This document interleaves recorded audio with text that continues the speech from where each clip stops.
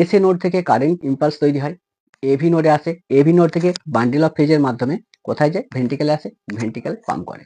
তাহলে anyway block happen, দেন patient অজ্ঞান হয়ে যায়। এই যে টোটাল সিস্টেমটাতে কোথাও যদি ব্লক থাকে তাহলে পেশেন্ট কি হবে, অজ্ঞান হয়ে যাবে। আর কি হতে পারে, গ্রিডিনেস মানে মাথা ঘুরে যাচ্ছে, মাথা ঘুরে যাচ্ছে, যেটাকে মেডিকেল টার্মে বলা হচ্ছে সিনকপি।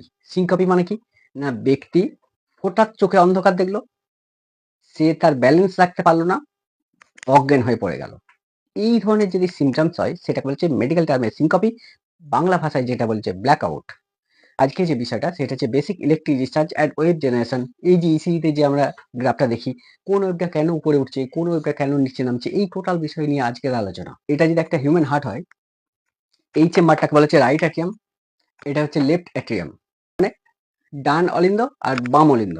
এই অলিন্দগুলো কি করে বা অ্যাট্রিয়ামগুলো কি করে, ব্লাডকে রিসিভ করে, এরা রিসিভার।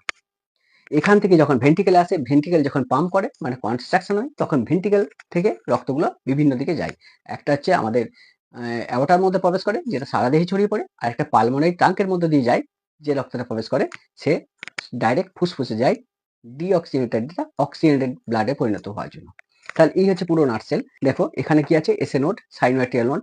নোডে কারেন্ট ইম্পালস তৈরি হলো, হয়ে এসি নোডটা তো পুরোটা কি হলো না, কারেন্টের ইম্পালসটা ছেড়ে গেল।